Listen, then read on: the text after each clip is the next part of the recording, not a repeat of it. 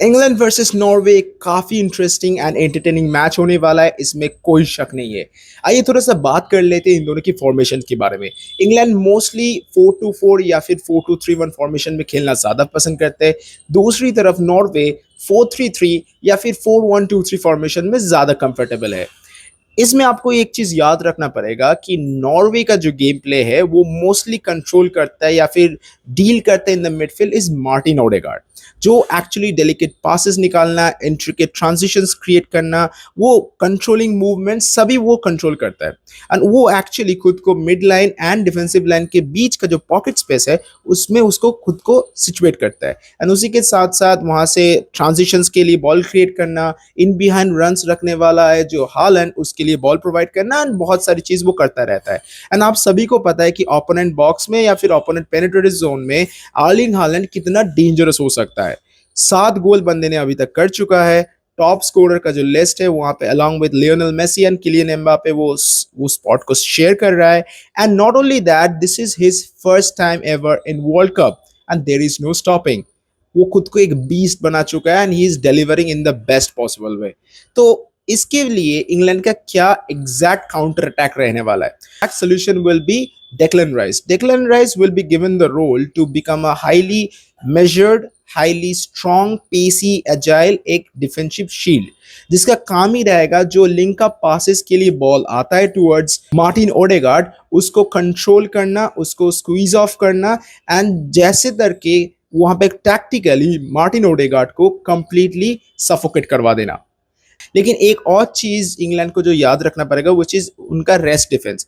मान लीजिए ये आपने कर दिया है, that is a good thing, but on the other hand अगर रेस्ट डिफेंस में अगर प्रॉपरली सही से काम नहीं हो पाता है, इन दैट सिचुएशन अगर नॉर्वे बाईपास कर जाता है मिड लाइन को, तो फिर जो सेंटर बैक पेयर है मार्क गेही एंड जॉन स्टोन्स, उनके ऊपर एक्स्ट्रा प्रेशर आने वाला है फ्रॉम द ऑपोजिशन। और जैसे वो प्रेशर आएगा 1v1 आइसोलेशन होना शुरू हो जाएगा, जो गैप क्रिएट होगा इन दोनों के बीच में, वहां से गोल करने के चांसेस बहुत ज्यादा ओपन अप हो जाता है।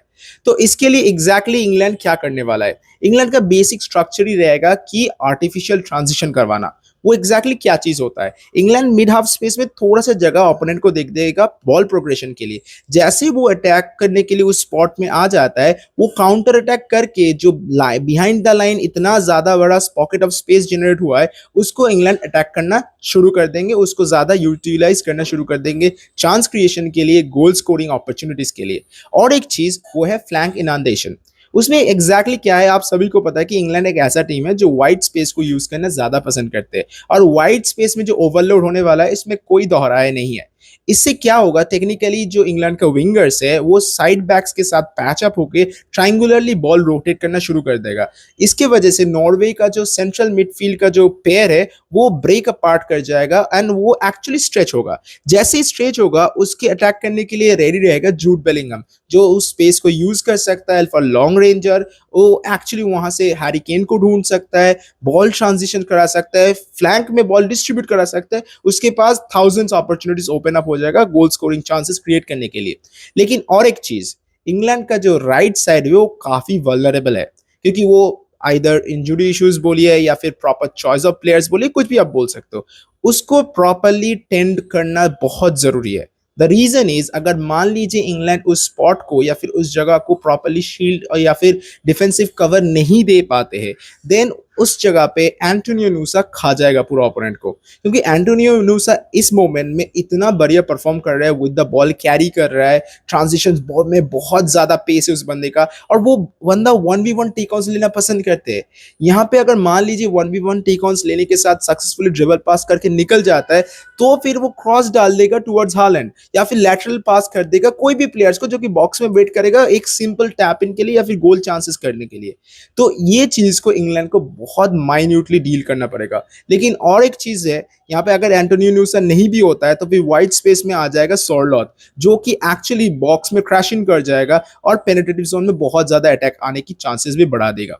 लेकिन एक चीज याद रखना पड़ेगा कि long ball transitions and second ball winning एक काफी इंपॉर्टेंट बात होने वाला है, क्योंकि नॉर्वे को अगर जब दिखना शुरू हो जाएगा कि उनका पासिंग या फिर उनका स्पेस ऑक्यूपाइजेशन सही से नहीं हो रहा है, at that moment they will go for long ball. हम सभी को पता है कि आर्लिंग हालैंड लोन स्ट्राइकर खेलना बहुत ज़्यादा पसंद करते हैं और ऐसा नहीं है कि वो हर टाइम प्रेस करता रहता है, ऐसा नहीं है। वो अपनी जगह पे चुपचाप अपने हिसाब से रहता है।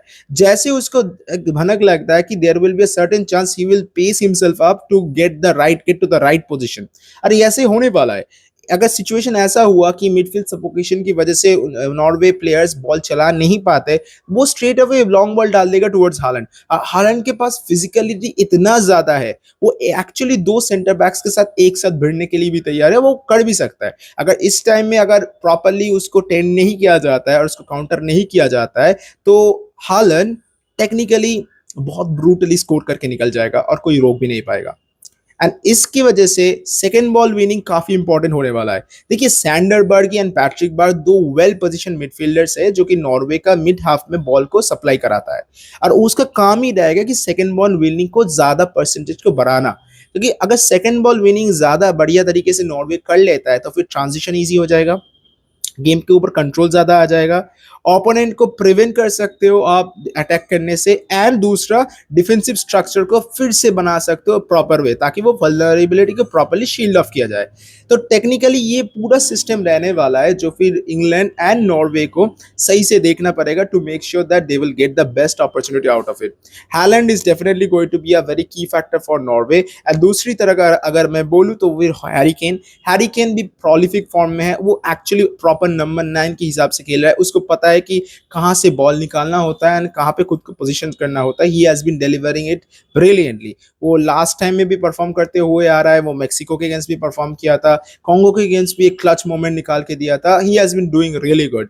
एंड हालैंड कितना डेंजरस है वो हम ब्राजील मैच में देख ही चुके हैं। To share moments and he was done.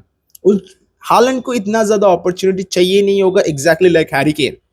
तो ये ओपोनेंट को याद रखना बहुत जरूरी है कि दो प्रोलिफिक स्ट्राइकर्स और गोल स्कोरर ओपोनेंट बॉक्स में खड़ा रहेगा गोल करने के लिए। लेकिन हैरी केन लिंकअप जो खेलता है जूड बेलिंगहम के साथ, वो काफी इंपॉर्टेंट है, exactly like Martin Odegaard and Holland. ये दोनों पेयर दोनों के लिए बहुत ज्यादा क्रूशियल होने वाला है। अगर ये दोनों पेयर प्रॉपरली चल जाता है एंड वो प्रॉपरली इंट्रिकेट पासेस होता है तो काफी ज्यादा गोल देखने के हमको चांसेस मिल जाएंगे। अगर डिफेंसिवली दोनों टीम ही इस प्रॉपर चीज को वर्क कर सकते हैं तो फिर there are certain chances that one team might go up against the other and other even the vice versa. तो ओवरऑल सिनेरियो ऐसा है कि डिफेंस को स्ट्रांग रखना जरूरी है, वाइड स्पेस को यूज करना जरूरी है, क्योंकि नॉर्वे पेस के ऊपर खेलेगा एंड इंग्लैंड टैक्टिकली खेलना शुरू कर देगा। तो दोनों के अप्रोच डिफरेंट है लेकिन टारगेट एक ही है, to reach to the next round. Thank you so much for watching this video. See you in the next one. Bye.